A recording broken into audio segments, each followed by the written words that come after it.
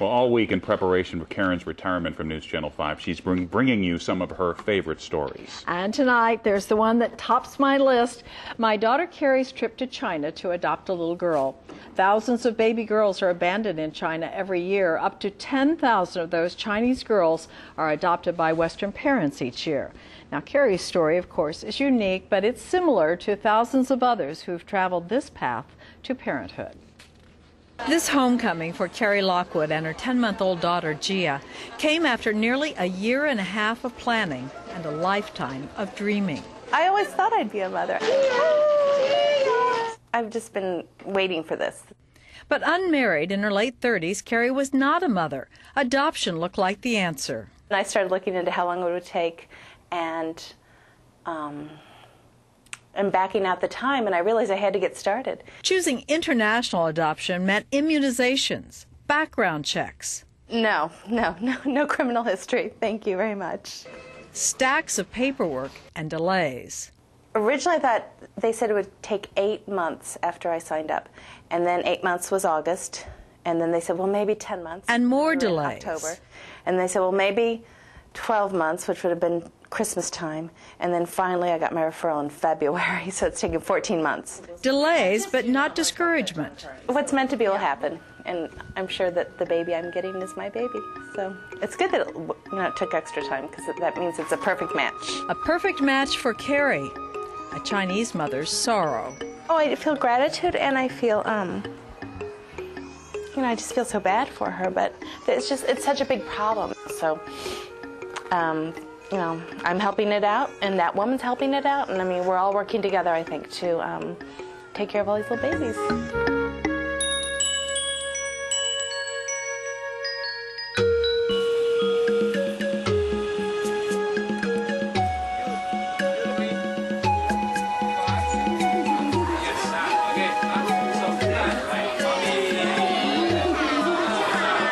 Babies waiting more than 8,000 miles away.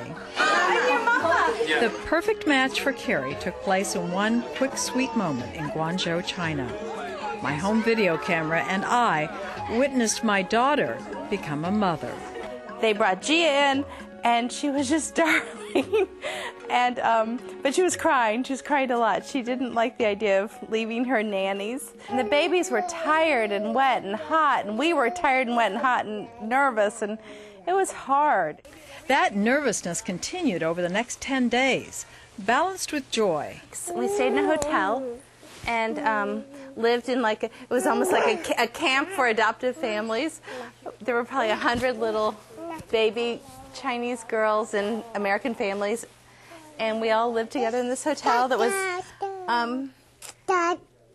a great neighborhood for walking and shopping, and it was fun, and it was nice because it was so intense one-on-one for bonding. It was perfect.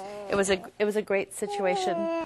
As they got to know their babies and dealt with coughs, colds, and colic, the parents also dealt with daily interviews and documents translated from Chinese. It was stressful just getting through all the government appointments and getting all the official stamps and approvals, and then the American visa. Passport photos documented one giant step closer. And then, at last, on a muggy afternoon, dozens of parents and babies squeezed into the American consulate in Guangzhou for the final step. Do you swear or affirm that? Yes. To make these children truly theirs. Welcome to the United States. All right! Now, finally assured of their futures together, exhausted parents and babies crowded into Guangzhou Airport for the 14-hour flight back to Los Angeles to begin new lives as American families. What was so bizarre is she was the right baby. She was the right baby for me. And it was funny how the Chinese people kept saying, oh, she's so big for a 10-month-old. She's like the size of a 2-year-old. And then they'd look at me and they'd say, oh, big mama for big baby. And so I think they put us together for a reason.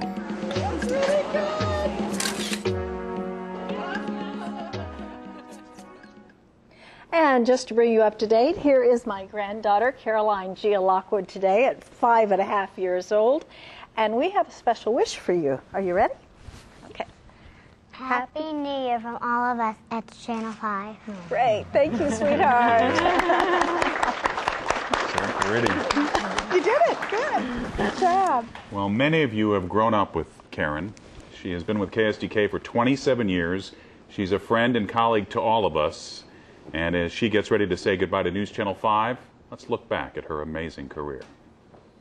Wendell Anschutz was Karen's first co-anchor at Kansas City's KCMO. Karen had a certain quality about her that was genuine, and I think that sold her right from the start. Take a look at Karen's first audition tape. As expected, shortly before midnight last night, 170,000 United Auto workers at Ford plants throughout the country walked off the job. Karen passed that audition. She got a job as reporter immediately. Good evening, I'm John Wilson. And I'm Karen Foss, and in the news tonight... A few years later, this videotape landed on the desk of Channel 5 General Manager Ray Karpowitz.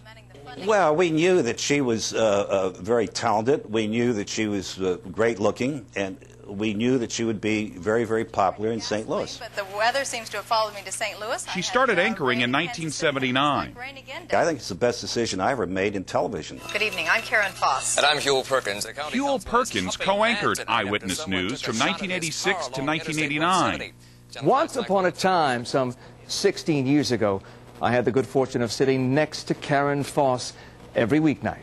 I was a law school student from Baton Rouge, Louisiana, who got lucky. Lucky because I got a chance to learn from the very best in the business. But Karen didn't just sit behind the anchor desk. She wanted to be out in the field. I'm Karen Foss in Washington, D.C. for Eyewitness News. In 1981, the station sent her to cover the inauguration of President Ronald Reagan. And in 1984, she covered the Democratic National Convention. Eyewitness News reporter Ann Thompson remembers those days well. When she was covering the political convention, she would spend hours reading about the presidential races, reading about the issues involving Missouri and St. Louis. Over the years, Karen sat down face to face with people from all walks of life. First-time presidents, leaders of the Catholic Church, and local people she admires, including KMOX radio personality Ann Keefe. There's the kind that wants their name in lights, and all they care about is, do I look okay? Have I got the right angle here? But then there's the other kind that wants to do the work. And I think Karen's in that group. She's in the group that likes the work. It's that passion that drives her still today, a passion to tell stories that not only touch the heart, but make you think. What do you envision ahead of you? A story like the one about Margaret Lasker, a teacher losing her battle with uterine cancer and winning the right to die at home. Weekly stories highlighting Karen's kids help place hundreds of children in loving homes.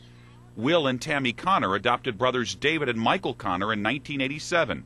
David was just a baby. Now I have a wonderful family who loves me, and I love them. And, I thank Karen for all her hard work, and, I thank God for her. So compassionate, so caring. I mean, you watch Karen's kids, she throws her heart into it, her soul. And Karen's compassion goes beyond the news desk and reaches the community. Stan Stovall co-anchored Eyewitness News from 1983 to 1986. Of course, the key to having longevity as a news anchor in any market is not necessarily all about what you do on the air, but also the level of commitment you show off the air in the community. And I know Karen has been heavily involved in the St. Louis community for more than 25 years now. An accident that left Karen's younger brother Dennis, a quadriplegic, inspired her involvement with Paraquat. There was a passion there that's very unique in people. It wasn't just doing a job because she thought she should volunteer. She believed in what she was doing. She has a real interest in an abiding love for this community, and it's just remarkable that she's been our consistent image on Channel 5 for all these years. And through the years, as the faces at News Channel 5 have changed, she's remained the one constant, the woman viewers count on to put the news first. And Karen Foss is a St. Louis institution in the best sense of the word. She really has made a unique contribution not only to television journalism, but to the city as well, and we're all better for that. And you can start your Tuesday with Today in St. Louis beginning at 5 tomorrow morning. We are indeed all better for that. Anna. Thank you. On a personal note, I just want to say, having a rough time, that we've worked together for more than 20 years. But a few years ago, 3.5 years ago, I was moved from sports to news. And the best thing that happened to me was to get to sit next to you. And your support and your friendship has meant everything to me. And I miss you so much. Oh, Mike. It's been great. I've been so proud of you. I have to say, I was one of the first people that said, Mike Bush ought to move to news. And I'm so glad you did. It's been a wonderful partnership. Great sitting next to you. It's been great. This has been one of the most emotional days of my life, I'll tell you, and it's all because how difficult it is to say goodbye. First off to you, the viewers, the best viewers anywhere. I've loved hearing from you over the years. I've learned from you when you've corrected my mistakes.